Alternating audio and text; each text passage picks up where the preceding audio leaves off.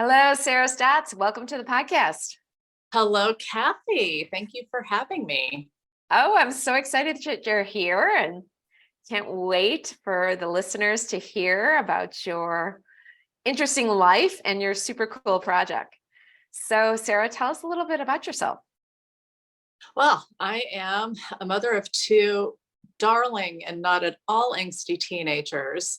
Uh, I have a full-time job as a physical therapist at downtown Chicago at my own business. And my lovely but crazy roommate from college talked me into writing a full-blown musical, which is coming to Chicago in the spring. Exciting. Okay, so I want to get this clear. So, you're a mom of two and you have a full-time job as a physical therapist. You work for someone and you also see clients on your own at your home. Is that correct? I own my business downtown, so I work for myself and I see clients at home. Yeah. So, and your mom. So you're super busy, yet you created this awesome musical with a friend that has won some awards.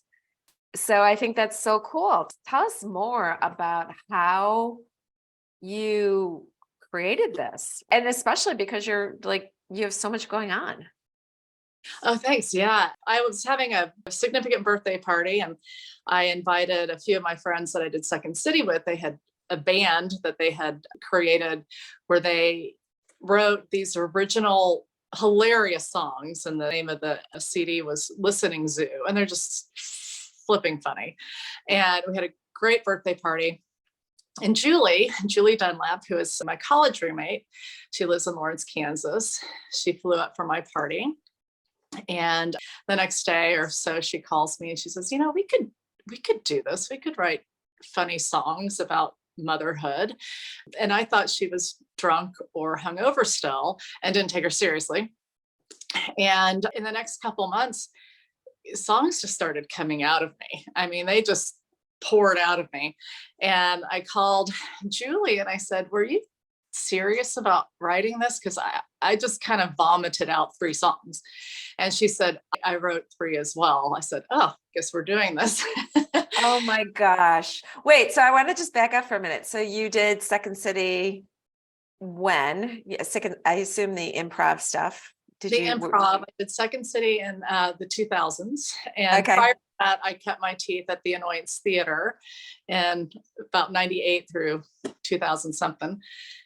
So yeah, I did a lot of improv here, and from the improv, I met some lovely guys who we joined. We had a band together called Chubby Nothing in the Bone. So we wrote original songs with the band.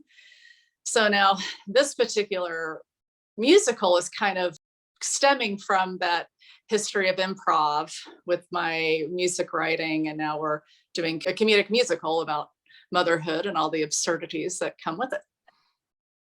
Well, I want to get to that. But so your improv, was that for fun or were you trying to make a career out of it? Like, tell us a little bit about that. It was just for fun. I went to some shows at the Annoyance Theater and I just thought it was just the funniest thing I'd ever seen. And the people were just lovely and inclusive and creative and beautiful. And so I wanted to be a part of it. And so I started taking classes there and they were very much like family. I couldn't get enough of it. I couldn't get enough of the classes and the shows. And then I started actually getting in shows there. I did a lot of shows. That one was their most popular show called Co-ed Prison Sluts that I got to be a part of. I think I saw that. It was a staple in Chicago. It was the longest running musical in Chicago history. And at the time it was very edgy and very, very, very irreverent. And they would have lines around the block, so it was a very special period of my life. And it gave me a lot of confidence and the Annoyance Theater is still going strong to this day. And they're still creating beautiful work and there's just lovely supportive people. So that's where I kept my teeth. And then I moved on to Second City to learn some more and meet new people. And they have a little bit of a different style of teaching. So that was important to learn. Yeah. So what I love about improv, I took some classes for fun, but I love the whole yes and. Could you yes tell and.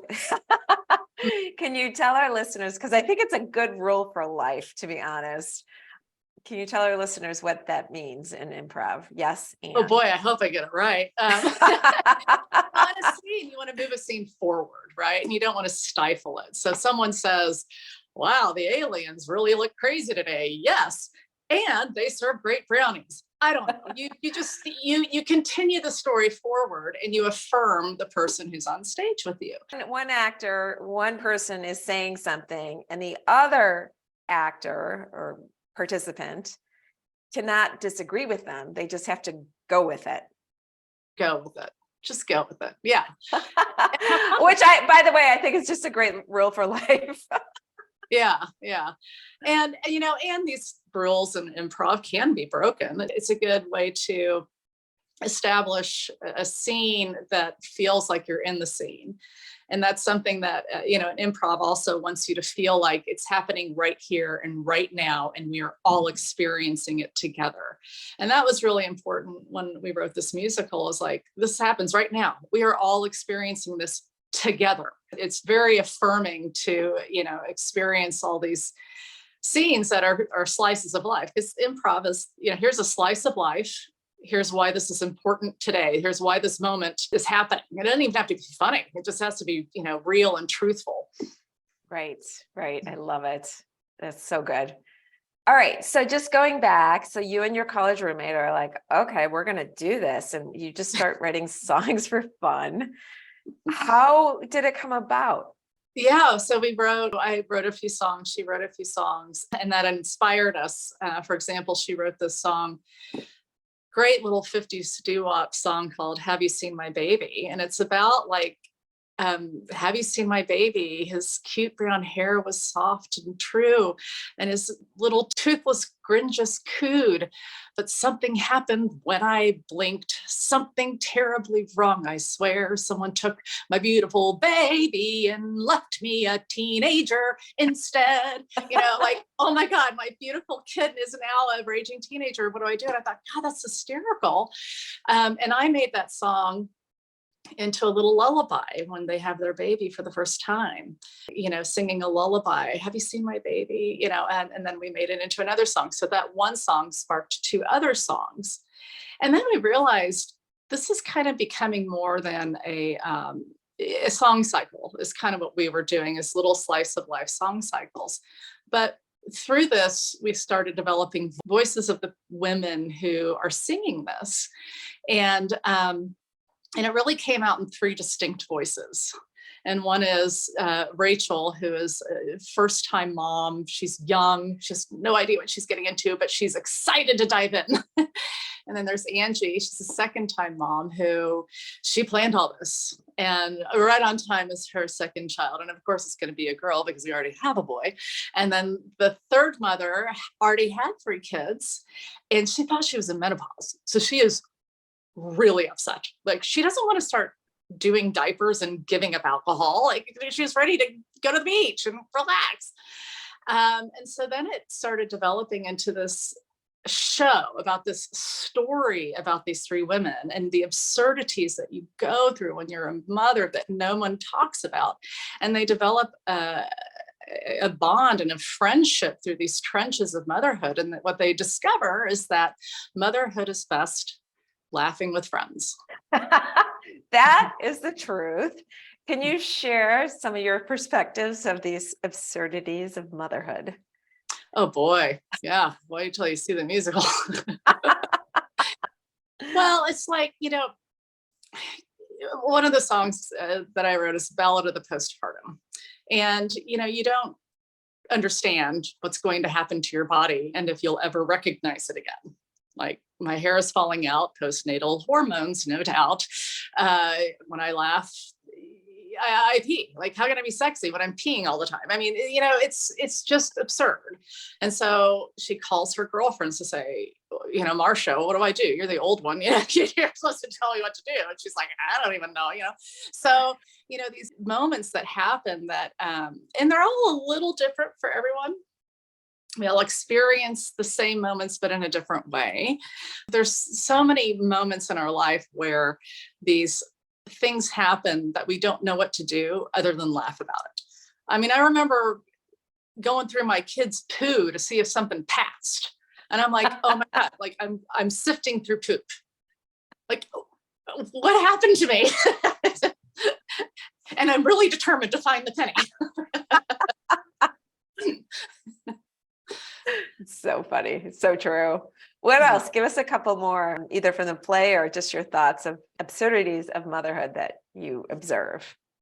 Oh boy, kind of who we become. One of the songs that I love is called Pharmacology, the very straight-laced, I have everything together woman doesn't have it together. And her kids aren't perfect.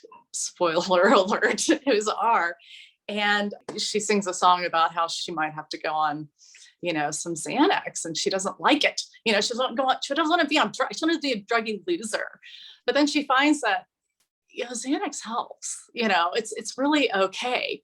And I think we've kind of all been there. It's like, I've got everything together. Let me have a drug. Just a little bit of something to make my life again. And we're not promoting that.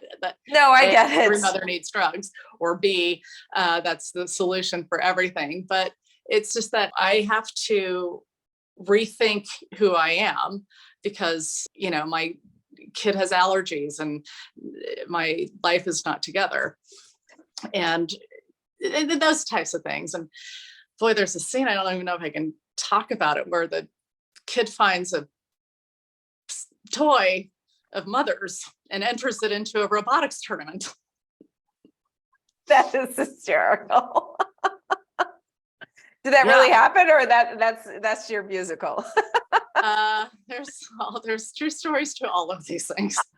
Well, they say all comedy has an element of truth, right? Element of truth. Some of it is embellished for sure for comedic purposes, but most of the things that we have put in our musical have been based off of some truth. Like, I can't believe that this happened, and I have to call the principal about the toy that was found in the house. So sorry, this is embarrassing. Yes. I'd love your thoughts on this, but it just seems motherhood, especially in Western culture, there's just so much responsibility on the moms for everything. Like everything from whether your kids are happy and they succeed to, whether they make the sports team or not. What are your thoughts on that? Well, that's true. And that I feel that's where our mother Angie comes in, because she feels the pressure. Like, I have to be a mom, I'm working, I'm not a stay-at-home mom, but my kids have to be a certain way, and they have to, be on schedule to keep up with what we've been told as a society is important. Mm-hmm. And she wants to be the PTA president because that's what moms do. And she read that in Glamour once, so those are the things that, the pressures we feel as mothers, that we have to check off all these boxes. And then you've got Marcia, who's like, I have a secret for you. It doesn't matter. It really doesn't matter. She realized when she was doing the Valentine's Day packets, the 42 packets of Valentine's, that it really doesn't matter. And she just slapped on Valentine's Day stickers on 42 packets of expired oatmeals and threw them in a bag and said, I don't care anymore, because they won't remember and it doesn't matter. So we kind of cover that in the musical, like the pressures of motherhood and how we each come to terms with how we're going to deal with it. Yes. And I think, just those examples too of like, I know when I was full-time as a lawyer and, my kids were little, and it would be like on Wednesday, they're like, okay, bring the white t-shirt tomorrow. You'd get a note from the school that would like put me over the edge, because I'm like, I don't have a white t-shirt and I don't have time to go to Target. Well, and Target's not going to have a white t-shirt. They're going to have a flag on it or a logo. Yeah. I had to find white socks. Good luck finding white socks. Where are they? Yeah. They've got a stripe on them. Or I remember my kids needed the red folder that I forgot to put in their backpack. And then the same day I forgot to bring them their lunch. All right. So what you're saying is we all need to be more Marcia. We need to understand that it's not going to go well and it's okay. I love it. And I love Yeah. the laughter behind it. All right. So just getting back to, and I asked this question because I know so many people who are really creative, but they're not producing, right? They would love to do something like you've done, but they either have lack of time or they just can't get started. What would you say to them? Oh boy, in my case, it really helps to have, a partner in crime. My lovely Julie, she's the one who pushes all this out of me. So we really work well together, and I couldn't be luckier to have her as a roommate and friend and lifelong partner. So if you don't know where to start, find someone who's doing what you want to do, and Yes.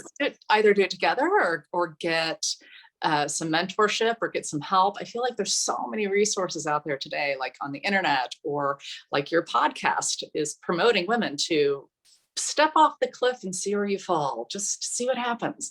What happens if you write, an outline to that book that you were wanting to write for the last 15 years? What happens? Well, now you have an outline. Yeah. And 10 years passes. And if you don't do it, how are you going to feel? Not making a decision is a decision. That is so great. Yeah. And it doesn't hurt, in that 10 minutes, sit down and write it down. And so that's kind of what we've done too. And then we have had the benefit of having so many people diving in and helping us, finding people that want to mentor us and to help make our craft better. And so, for the person who wants to write it down and then give it to someone and say, what do you think? And being open to criticism. This was hard for me in my early years at the Annoyance and Second City to take criticism, and I've learned through them that criticism is a gift. It helps if it's given with kindness, but yes, it's feedback. Yeah. Like feedback. Feedback is a gift. I like to think of it as feedback. Feedback. Criticism might be bad. A constructive criticism, especially if you're putting yourself out there and asking for it. I liken it to a jacket. They are giving you a jacket to try on, and it might feel really uncomfortable, and it may not feel like it fits. But I've tried the jacket on. I'm going to put it in the closet. I'm going to save it. I might not like it right now, but it might grow on me, and I might understand later that, oh, this jacket is actually what I'm going to be wearing, So we do that with some of the things. It took us a while to kind of realize that jacket does need to fit, and that other jacket does need to go in the closet. Yes. I need to put this one on. So we've learned to just try on those jackets, see how they feel. And sometimes they're really uncomfortable at first, but those are all gifts. And so being open to those suggestions and the constructive feedback, constructive criticism, however you want it to label, if someone's giving the time and their efforts and their expertise, listening is a huge factor, because nothing is perfect the first time you put it down on paper. That's right. What I really love about your story is the point of this podcast is when you find your joy, you find purpose. And you were following joy, but you had a party, and then you and your friend just started goofing around, writing songs, and look where you are. Right. I think, and that's so powerful, is finding your purpose through joy, because I've always had a joy and a love for music and creating, but it felt like my purpose was more being a mother. My purpose was more, running my physical therapy chiropractic business downtown Chicago. That's my purpose. That's the respectable thing that respectable mothers do. Not holing up in hotel rooms with your best friend going, ooh, let's write a song about, intercourse, that seems silly. And that is my purpose. And I've always had a creativity in me that I loved and enjoyed. So to your point, I followed my joy, and it's given me that purpose, fulfilling that purpose in my life. Right. And you can have more than one purpose. That's the point too. There doesn't have to be the purpose. It's like the artist, I interviewed an internationally famous artist, Terry Friedman, great interview. And she was successful as a painter. And then for fun, she was doing these like hairy paintings, like with textiles and different textures. And she's just like, I have to do this. Well, now she's blossomed into a whole second part of her career. And this artwork has been featured all over the world. But it was all through, it was all through following her joy. That's amazing. How would you say what you're doing now is purposeful? Like, what is the purpose that you have found with this? Well, I think it's self-fulfillment. You made a point earlier, if you don't do something, how would you feel later about it? Life is terribly short. I lost my parents at a young age, and you realize that what are you going to do with this time here? And how is that going to look? And what are you going to leave behind? As you said, we are multi-purposeful. Some people just, they want to do the one thing and raise chickens. Great. If that fulfills you, perfect. Awesome. I tend to be multifaceted, and I find fulfillment and purpose in many things. And one of the things that I find fulfillment and purpose is being creative. And so the purpose of this is to bring mothers together, share our stories. Because when you see this musical, you will find yourself in one of these characters. Not only yourself, you'll understand your mother better. Your husband will understand you better, or your husband might say, "Oh, that could be me singing up there," because we don't exclude men. We honor the men that made us mothers. So our purpose, or the sperm. Right. Thank you, sperm. Well done, sir. So the purpose is to let mothers know that nobody's alone. It is absurd, and we are going to make mistakes, and we are going to do some stuff right. And the best thing to do is to share these stories and to come together and know that we're all in this together. It'll be okay, and let's have a laugh about it, because it's better to sing and laugh about it than to cry about it. Yes. And, I think I just know in my own life, it's just so refreshing to be with other moms who aren't faking it, who are like, no, this is what's really going on. And to share the struggles that we all have with our kids' lives, etc., and to be real about it. It's so healing and can make you laugh. Right. And I think that another issue that we have with the social media and the Facebook and societal norms, as we put it, it is refreshing when you sit down with a group of mothers and say, "Oh my God, this just happened to me. Like, what would you do? What do I do?" Because part of that is you don't want to be judged or criticized, and part of that is I am a real human being, and I can only live up to my own standards, whatever that is. I don't even know if we know what our own standards are sometimes, because those are constantly changing. But to find real women who are unabridged and helpful and non-judgmental, who can, give you a hand when you need advice, Exactly. And especially you brought up a really good point. Taking the judgment out of motherhood is so important, especially for women, to support women. It's like we're all doing the best we can, right? And not, just to support each other is so powerful. Right. We actually have a song in our musical about, Marcia, who's a third-time mom. She should know what she's doing, and she loses her kid again in the grocery store. And that whole song is about how she feels judged. Don't judge me, it's like, stop judging me, I get it, I'm not as spry as I was. I can't run after my toddler just learned how to run, and, we kind of speak to that a bit in the musical, how we do feel judged, and it's just the part of life. What we do with that judgment is important. Well, exactly. I hope having conversations like these, and just to inspire other moms to find true supportive friends that don't judge you and to really support you no matter what. Yeah, finding friends, and just a handful of friends who say, "Oh boy, look at you." Who say you're amazing, no matter how hard it is. You're amazing. You need a nap, and I'll watch your kids. It's fine. Amen to that. Yeah.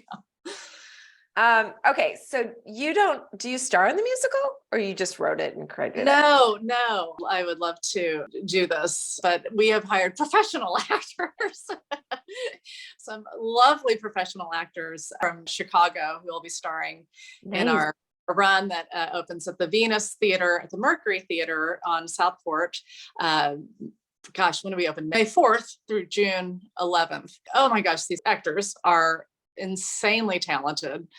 And we're really excited to see how they bring these characters to life. Because every time we've done this musical, the actors really dig into the characters and find new things about their personalities that are really fun to watch.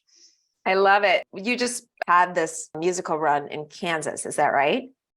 Yeah, so we originally played it in Kansas in 2015 to rave reviews and just did so well. And that was in 2015. In 2017, we went to New York City. We were accepted into the New York Musical Festival, which was a big deal. We still kind of are pinching ourselves like, how did how did we do that? Like, well, they're in New York, we played in New York and got really good reviews there as well. Then we were slated to bring it to Chicago, but I don't know if you heard of the show called The Pandemic, which also took the theaters for an extended run. And so we had to, like anybody else, we had to shelve our musical. So we did a short run recently in the fall of 2022 at our director's theater. Her name is Heidi Van. She's a director, producer. She owns the Black Box Theaters in Kansas City.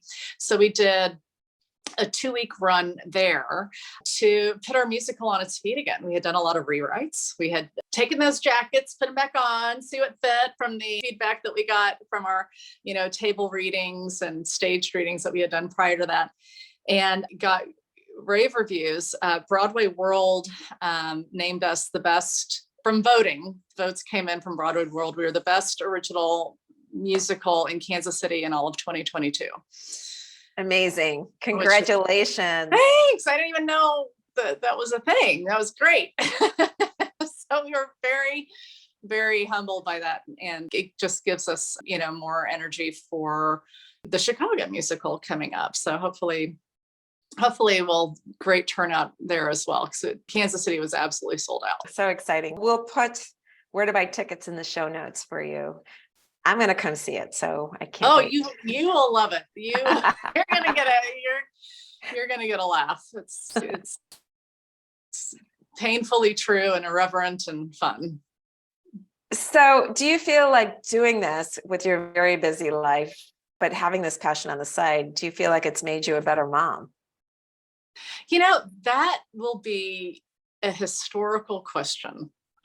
I don't know, because sometimes Julie has told me that her kids don't exactly appreciate having their stories put on stage, So we'll see. I do have mom guilt. I do, because, you want to be there for your kids and give them all your free time. And I think I did my best when they were younger. Now that they're 13 and 15, they kind of don't spend time with me as much anymore. So I'm using that time to do stuff for myself. So we'll see when they're in therapy in 10 years, what they say about it.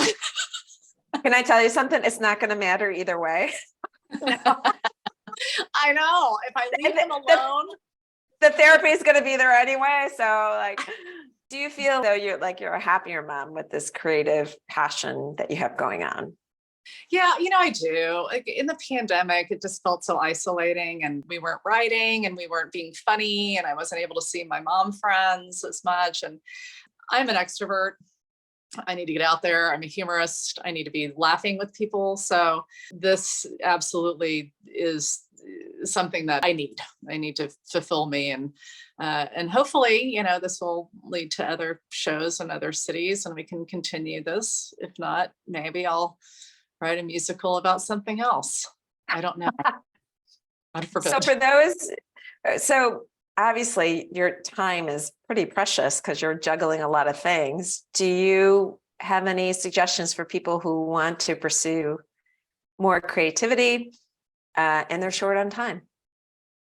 Yeah, the thing is that you take out little small small bites out of that elephant, right? Sorry if you're a vegetarian, we'll call it a carrot. And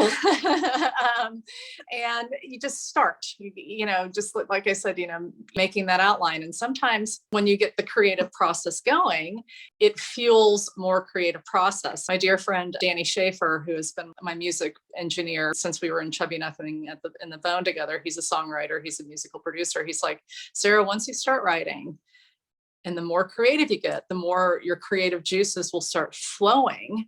And then you'll find yourself just doing it. So even though you don't have a bunch of time, you'll find yourself, I've written songs in the car, I've written songs in the shower. The first song I wrote while I was brushing my teeth after a shower. I mean, these are the time, you don't have to sit down to do these things. These things will come to you.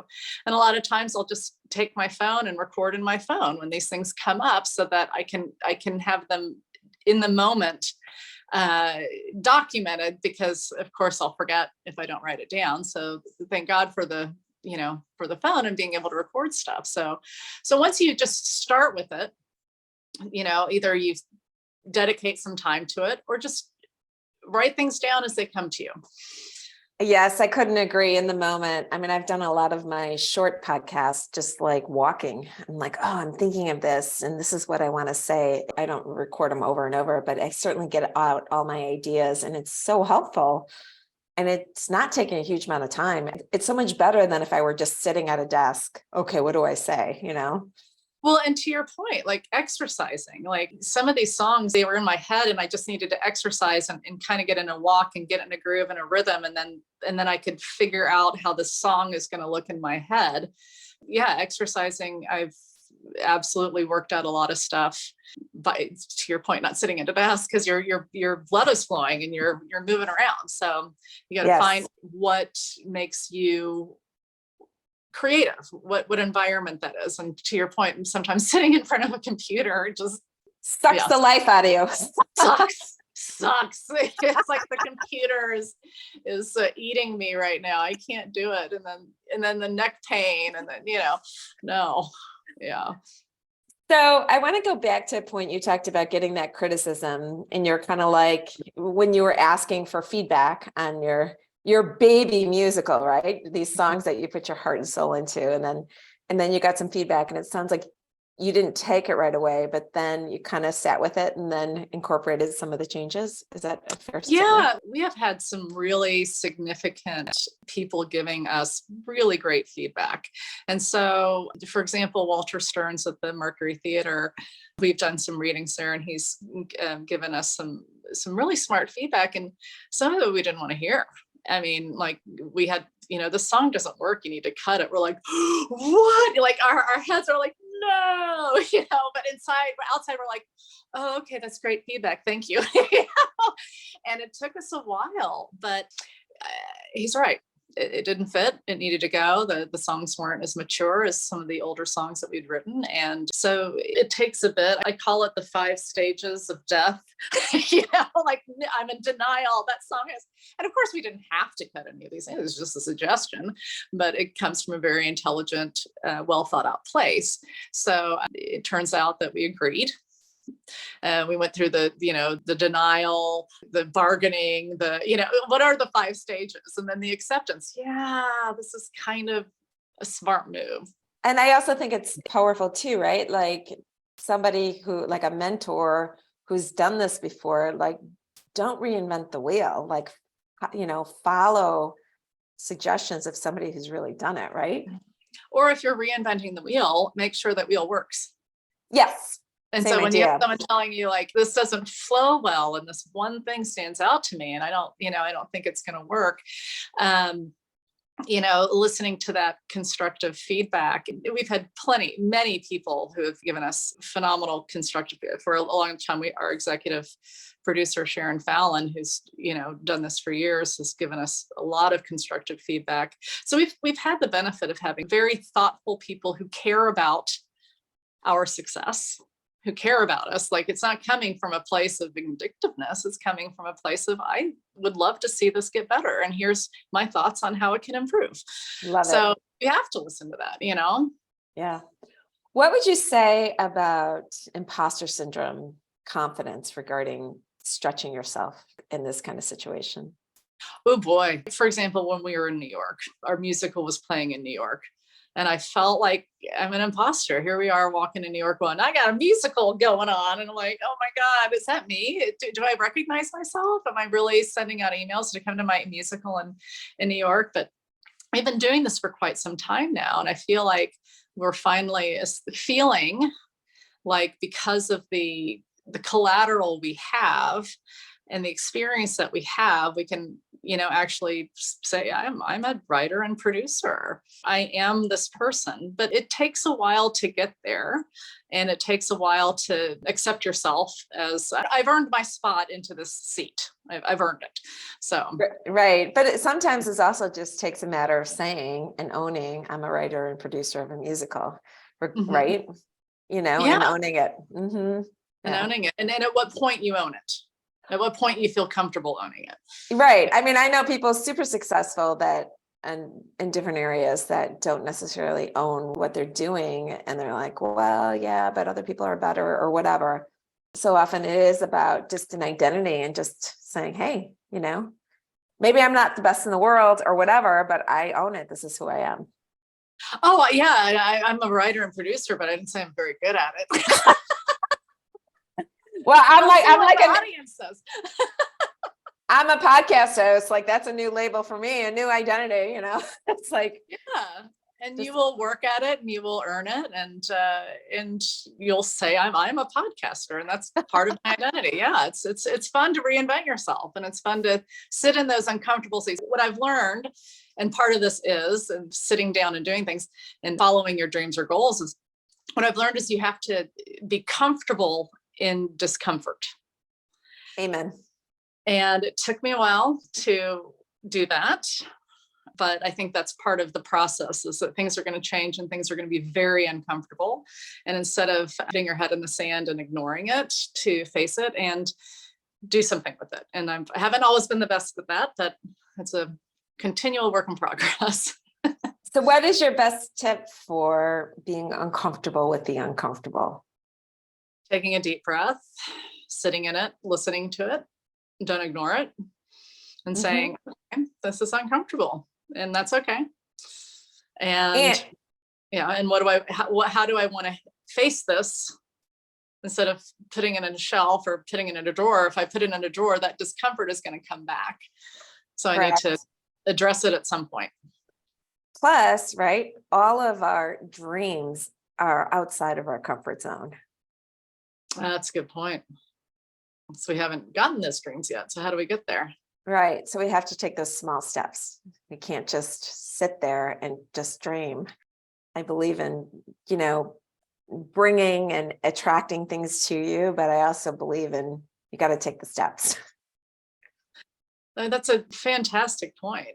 And those steps are very new and uncomfortable. And I think as children, we're more fearless and, who cares, and as we get older, it's like, oh crap, if I fall on my face, this is going to hurt. Right. Right. And, just allowing yourself to be okay with failure. I think that's the biggest thing, especially for women. Like, it's okay to fail. I believe we don't in our culture have that acceptable, especially for women. It seems like to me, I don't know what you think of that. Yeah, I do feel like there's a standard of respect that is a little different. And this is just my opinion and my experience. I've literally had, people more than one say, you're a doctor? And my response is, yeah, they let people like me into medical school. It's crazy these days. It's like, why would you say that? Like, come on, in my own office that I own. I think we have to work a little bit differently and face a little bit different hurdles maybe. And I'm not complaining. It's just something I've noticed. So that failing becomes more of like, oh, I expected her to fail. She's a woman, and that's in my head. It could be the truth or not the truth. It's only true if I believe it. Yeah. Yeah. So what would you tell your younger self? Oh my God, stop giving a crap so much. Stop giving a crap about how people feel about you. You're a good person and you're nice. So quit seeking acceptance, especially from people who maybe won't be there to give it to you. If you do get criticism, you have a choice of how that affects you. You can either accept the criticism and agree with it, or you can leave it alone and say, I'm not going to let that bother me. And, the self-esteem, it takes a while, but I wish my younger self would have said, I'm not, I just don't care. I'm going to do what I want to do. I'm a good person. I want to have fun, and it's going to be fine. I love it. In fact, one of the happiness study found that one of the greatest regrets of women was caring too much what other people thought. That's it. That is it. Yeah. Mm-hmm. Yeah. I think it was well into my 30s before I started feeling comfortable with that. And being in the Annoyance Theater really helped me get over a lot of that. Like, to get over it, crap happens. The Annoyance Theater is being on stage and failing. Right. You're going to get on stage, you're going to fail in front of other people, and it's going to be okay. You're like, wow, that feels uncomfortable and weird and awful and great all at the same time. It's a lot of growth. Yeah. Love it. All right. Well, Sara, is there anything else? Of course, we want to hear all about where to find you, where to get tickets. Anything else you want to share with our audience that we haven't talked about? Oh, I just, I hope everybody comes out. This is a story about love and laughter. And it's not just for women, it's for men too. It's for mothers and daughters and not families. You don't want to bring your children. We say the cuss words. I think we say all of them. But just we say maternal discretion advised, please. We are irreverent, just as women are, we're irreverent. So I hope people come and take an hour and a half, 2 hours out of their nights so they can laugh with us. That would be great. So awesome. Are tickets on sale yet? Yes, you can go to MotherFreakingHood.com and the tickets are there. You can see a trailer of our show. Awesome. And get your merch. We got merch. I feel like it's talking about imposter syndrome. I feel like my 15-year-old mom, you got to get merch. I'm like, there's a whole word there. It's merchandise. Fun. Okay. And then is there something on social media that our listeners can follow? Yeah. So we are on Facebook, Twitter, Instagram, MotherFreakingHood.com. And you can find us May 4th through June 11th at the Venus Cabaret Theater, which is at the Mercury Theater at 3745 North Southport Avenue. Great, beautiful theater. They have wonderful. Oh, it's fantastic. It's a fantastic theater. And there's a great restaurant bar right next to it. Well, there's definitely lots of restaurants in the area. So we're hoping that women take the opportunity to make it a night. There's restaurants in the area, go to the show, have a drink afterwards at one of the local bars. Fun night out. Totally. And it's a great way to treat you and your mom friends for Mother's Day. So yes, because it opens the week before Mother's Day, which I believe Mother's Day is the 14th or the 11th. I should know that. It's around there. I don't know exactly either. Yeah. Because we know moms are celebrated every day. Of course. Pedestals all the time. We had always dreamed about opening this in Chicago around Mother's Day. So talking about dreams and dreamings being fulfilled, this was something that we had been hoping to do for a really long time. And here we are opening at the theater I've wanted to play in for a really long time before Mother's Day. It's happening. So exciting. And I just love it how you followed your joy and it has happened for you. So congratulations. Thank you. Thank you. I'm really excited and I'm hoping everything falls into place. There's still a lot of pieces to the puzzle. Putting up a musical is really, really complicated. And we have a fantastic team of people helping us. So we're excited. Fantastic. All right. Well, I'm going to get my tickets. I hope the listeners do too. I hope so too. All right, Sara. Well, thank you so much. I really appreciate it. Thank you. I appreciate your time and I wish you the best with this podcast. I think what you're doing is really fantastic. Oh, thank you so much.